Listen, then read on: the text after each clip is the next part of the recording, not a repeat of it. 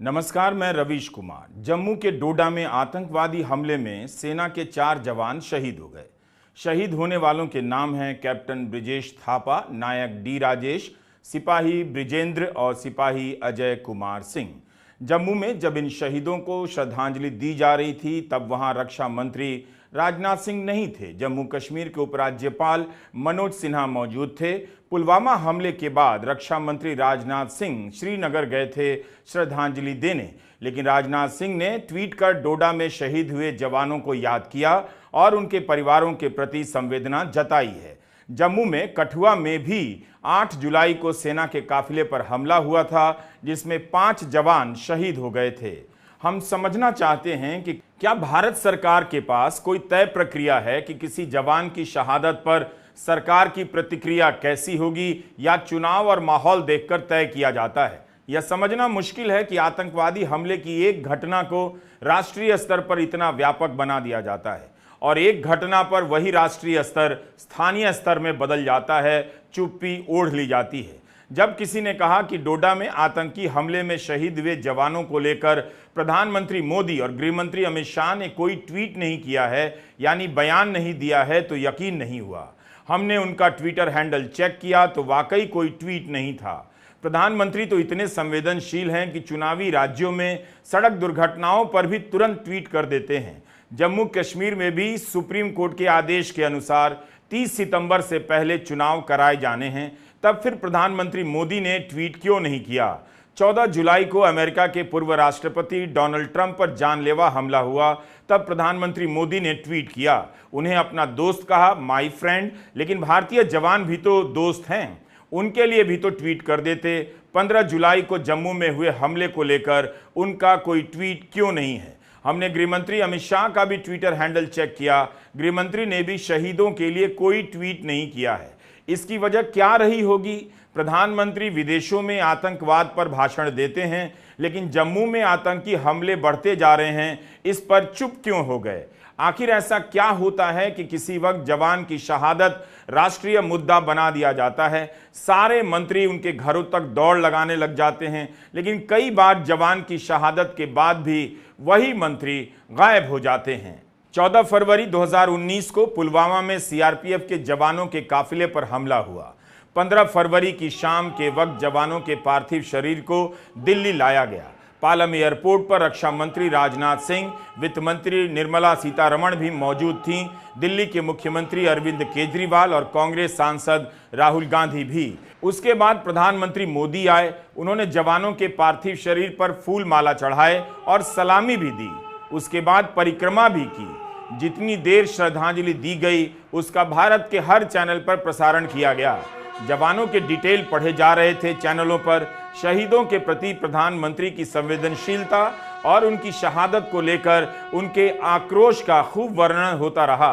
इस घटना के कुछ साल बाद जम्मू कश्मीर के आखिरी राज्यपाल सत्यपाल मलिक और राहुल गांधी ने एक बातचीत में इसके बारे में बताया कि किस तरह बाकी लोगों को वहां जाने से रोका जा रहा था ताकि केवल प्रधानमंत्री ही दिखाई दें। आपकी क्या राय है उसके बारे में, पुलवामा के बारे में? पुलवामा के बारे में मैं ये तो नहीं कहता इन्होंने कराया, बट पुलवामा में इन्होंने उसको इग्नोर किया और पॉलिटिकल इस्तेमाल किया अपने लिए, क्योंकि उसमें इनकी स्पीचेस हैं जिसमें ये कहता है कि जब वोट देने जाओ तो पुलवामा की शहादत को याद रखना।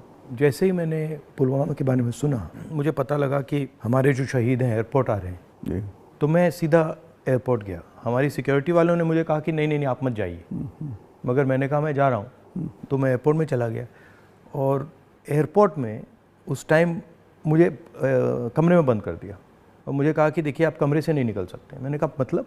तो उधर वो सब शहीद आए थे, वहाँ पे आर्मी के लोग थे, प्रधानमंत्री आ रहे थे, और मुझे मतलब लिटरली चाबी से बंद किया कि आप बाहर नहीं जा सकते। मैंने सिक्योरिटी वालों से बोला ये मतलब ऐसे कैसे कर सकते हैं, और फिर लड़के मैं वहाँ से निकला तो मुझे लग रहा था कि एक पूरा वहाँ पे शो सा क्रिएट हो रहा था। हाँ वो था ही, वो प्रधानमंत्री को श्रीनगर जाना चाहिए था, राजनाथ सिंह आए थे, मैं था, हम लोगों ने श्रद्धांजलि दी थी, प्रधानमंत्री को उसी दिन जाना चाहिए था।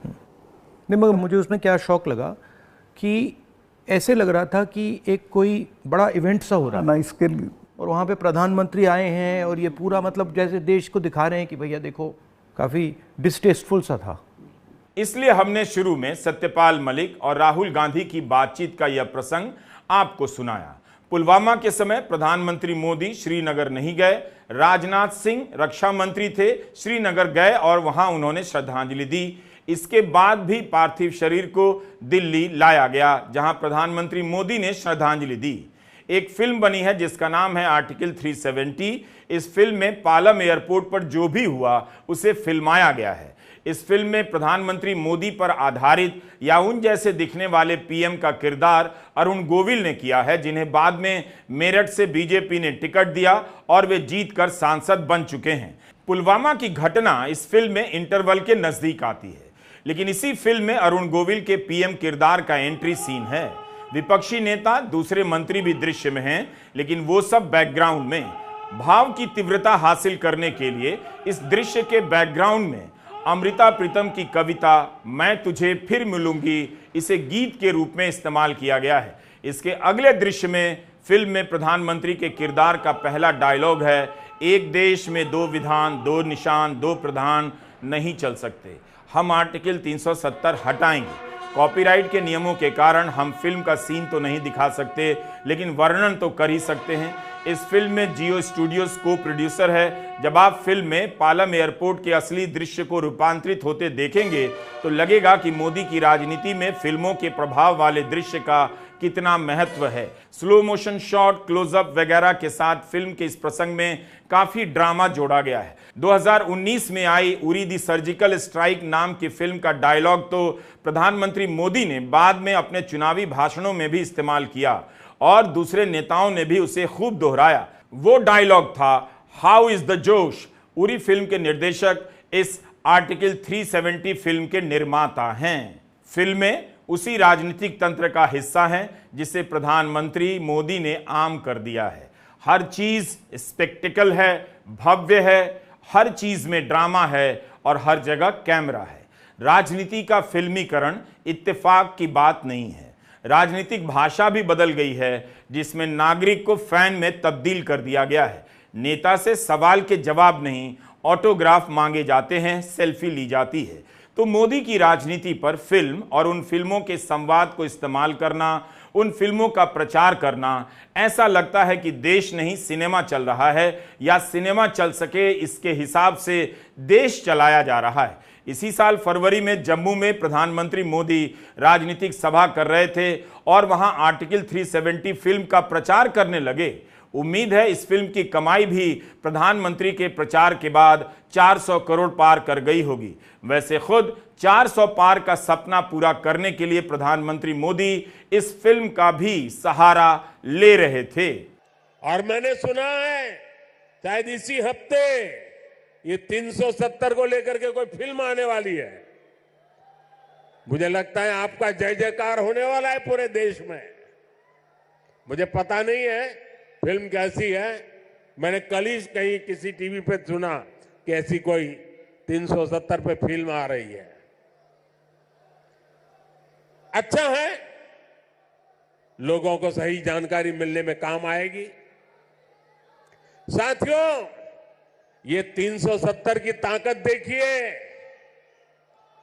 370 जाने के कारण आज मैंने हिम्मत के साथ देशवासियों को कहा है कि अगले चुनाव में भाजपा को 370 दीजिए और एनडीए को 400 पार कर दीजिए। आर्टिकल 370 2024 के चुनाव के पहले ही बन गई। अगर चुनाव के बाद बनती तो फिर निर्देशक इस बात को फिल्म में कैसे शामिल करता कि 370 हटाने का दावा करने वाली बीजेपी कश्मीर घाटी की तीनों सीटों पर उम्मीदवार ही नहीं उतार सकी। जम्मू में आर्टिकल 370 का प्रचार प्रधानमंत्री कर रहे थे, लेकिन आर्टिकल 370 हटाने के बाद कश्मीर की घाटी में अपनी पार्टी का उम्मीदवार ही नहीं उतार पाए। अगर इस आर्टिकल 370 को हटाकर हीरो बनना था तो फिर चुनाव क्यों नहीं लड़ा गया।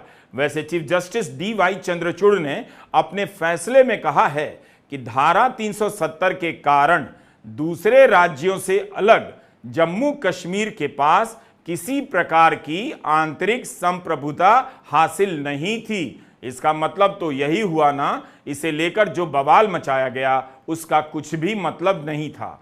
आप भी सोच रहे होंगे कि जम्मू में जवान शहीद हुए हैं, वहां आतंकी हमला बढ़ा है, मैं फिल्म की बात क्यों कर रहा हूं?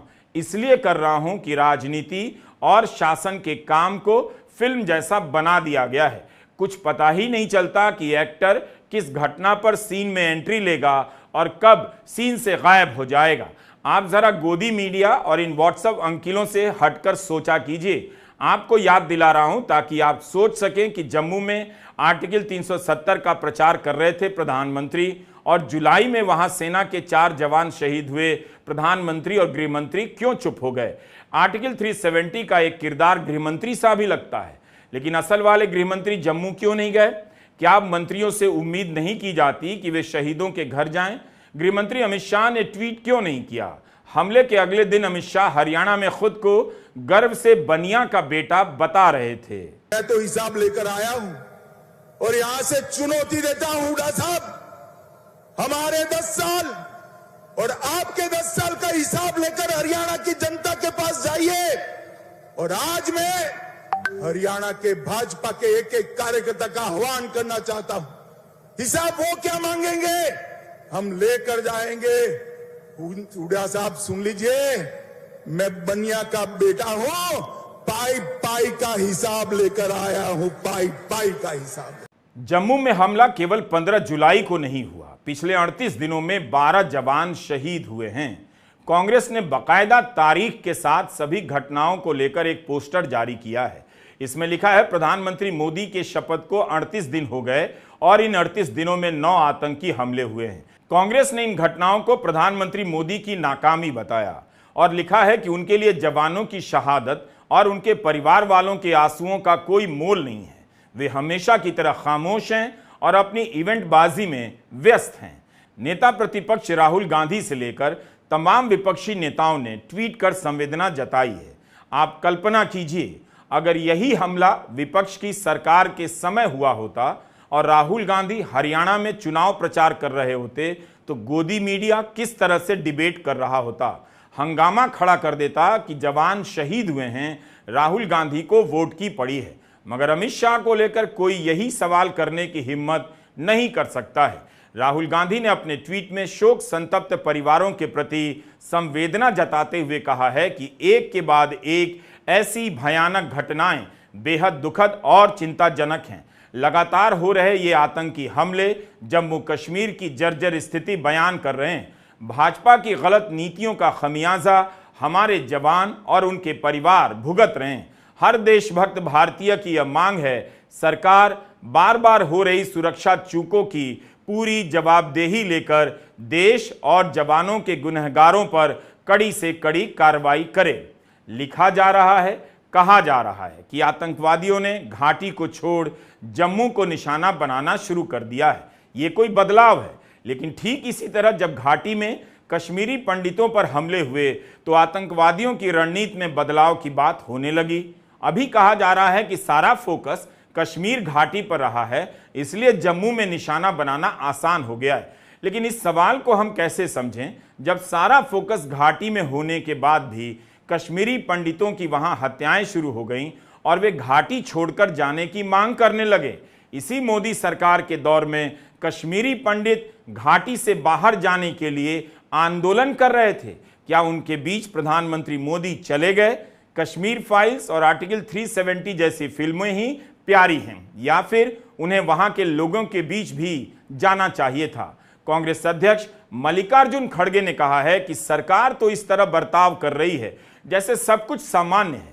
हम झूठे दावों और ऊंची आवाज में नारे लगाकर इस चुनौती का सामना नहीं कर सकते हैं। डोडा हमले के बाद तमाम खबरों में कहा जा रहा है कि जम्मू क्षेत्र में 2021 से ही आतंकी हमले बढ़ गए हैं। जम्मू कश्मीर में आतंकी हमलों में जितने भी सुरक्षा कर्मी मारे गए हैं उनमें से 40% की मौत जम्मू में हुई है। द हिंदू की विजेता सिंह की रिपोर्ट है, जम्मू में इस साल यह छठा आतंकी हमला है। डोडा में 3 हफ्तों में यह तीसरा एनकाउंटर है। अनुमान है कि 20 से 25 आतंकवादी बाहर से आ गए हैं। जून 2018 से ही जम्मू कश्मीर केंद्र के अधीन है। आज तक पूर्णकालिक पुलिस महानिदेशक वहां नहीं है, मौजूदा डीजीपी प्रभारी तौर पर हैं। इंडियन एक्सप्रेस में नाविद इकबाल ने लिखा है, जम्मू में जो हाल की घटनाएं हुई हैं उससे पता चल रहा है कि सुरक्षा व्यवस्था में कितनी कमियां हैं। 2021 से ही जम्मू की तरफ बड़े आतंकी हमले हो रहे हैं। जनवरी में पूर्व सेनाध्यक्ष मनोज पांडे ने माना था कि 2003 से इस इलाके में आतंकवाद पर काबू पा लिया गया था और यह शांति 2017-18 तक बनी रही। इस साल आतंकवादियों ने यहां सुरक्षा बलों पर 6 बार हमले कर दिए हैं। अलग अलग बातें चल रही हैं। गलवान में चीनी हमले के बाद से सेना का जमावड़ा पूर्वी लद्दाख की सीमा पर हो गया है। लेकिन क्या इन बातों से सभी सवालों के जवाब मिल रहे हैं? हमारे पास इतनी सेना तो होनी ही चाहिए, है भी, कि सीमा पर भी रहे और जम्मू में भी। एक जगह से हटाकर दूसरी जगह तैनाती से क्या इतना अंतर आ जाना चाहिए कि आतंकवादियों को एक खुला इलाका मिल जाए? इंडियन एक्सप्रेस की रिपोर्ट में सेना के एक अधिकारी का बयान है कि टेक्नोलॉजी पर ज्यादा जोर दिया जा रहा है, इसलिए जमीन से संपर्क कट गया है, जमीन पर खुफिया व्यवस्था कमजोर हुई है। इस बात को पढ़ते समय बहुत सारे सवाल जहन में उठे।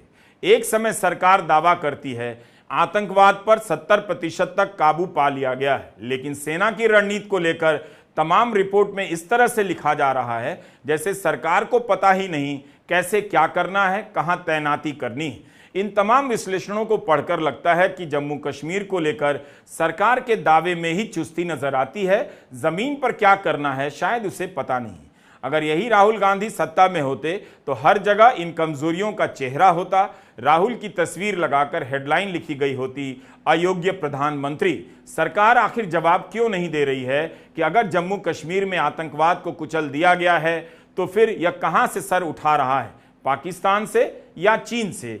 इनका नाम लेकर मंत्री क्यों नहीं ललकारे भर रहे हैं? ऐसा क्यों हो रहा है? जम्मू क्षेत्र में एक के बाद एक हमले क्यों होते जा रहे हैं? जम्मू कश्मीर के डीजीपी के एक बयान पर विवाद चल रहा है। डीजीपी आर स्वैन ने डोडा की घटना के कुछ घंटे पहले ही एक कार्यक्रम में बयान दिया कि कैसे पहले कश्मीर की ही मुख्यधारा क्षेत्रीय पार्टियां अपने चुनावी फायदे के लिए आतंकी नेटवर्क के सरगनाओं को पनाह और बढ़ावा देने का काम कर रही थी।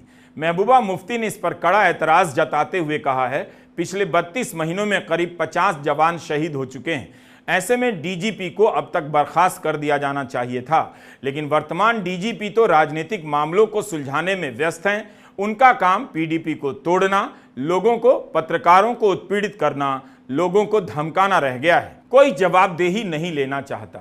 सेना की रणनीति में बदलाव और कमजोरी की बातें भीतर के पन्नों पर हो रही हैं। पुलिस पर सवाल उठ रहे हैं तो प्रभारी पुलिस प्रमुख राजनीतिक बयान दे रहे हैं। 13 जुलाई की इस खबर को भी जम्मू के संदर्भ में देखिए। केंद्र सरकार ने उपराज्यपाल मनोज सिन्हा को पुलिस और ऑल इंडिया सर्विसेज के अफसरों की पोस्टिंग और उनके तबादले को लेकर पहले से अधिक अधिकार दिए हैं। इन अफसरों पर कार्रवाई करने की उनकी शक्ति बढ़ा दी गई है। कांग्रेस महासचिव जयराम रमेश ने ट्वीट किया है कि उपराज्यपाल की शक्तियों को बढ़ाने का मतलब है जम्मू कश्मीर को राज्य का दर्जा निकट भविष्य में संभव नहीं लगता है। जम्मू कश्मीर में 2019 से विधानसभा नहीं है। 5 साल तक केंद्र सरकार वहां चुनाव नहीं करा सकी, विधानसभा और राज्य बहाल नहीं कर सकी। किसी को पता नहीं कि सितंबर से पहले चुनाव होंगे या नहीं। हालांकि चुनाव आयुक्त कह चुके हैं चुनाव होंगे, लेकिन सितंबर अभी बहुत दूर भी नहीं। बीजेपी की वहां कोई राजनीतिक गतिविधि नहीं दिखाई पड़ती। क्या लोकसभा की तरह विधानसभा का भी चुनाव बीजेपी वहां नहीं लड़ेगी, या फिर पीछे से वहां की सत्ता की बागडोर अपने हाथों में रखना चाहेगी? जम्मू कश्मीर में शांति सरकार के दावों में दिखाई देती है। 370 हटाने की राजनीति का भाव निकल चुका है। इसकी राजनीति से यूपी और बिहार के लड़कों में जोश भरा गया कि वहां प्लॉट खरीदेंगे, लेकिन वे तो प्लॉट खरीदने लायक नहीं बन सके। बेरोजगारी ने उन्हें खोखला कर दिया। लेकिन इंडियन एक्सप्रेस की खबर तो आपने देखी होगी कि अधिकारी और बीजेपी के नेता अयोध्या में प्लॉट खरीदने में लगे हैं। अयोध्या में चुनाव हार गए। कश्मीर की 3 लोकसभा सीटों पर बीजेपी चुनाव नहीं लड़ सकी। नमस्कार, मैं रवीश कुमार।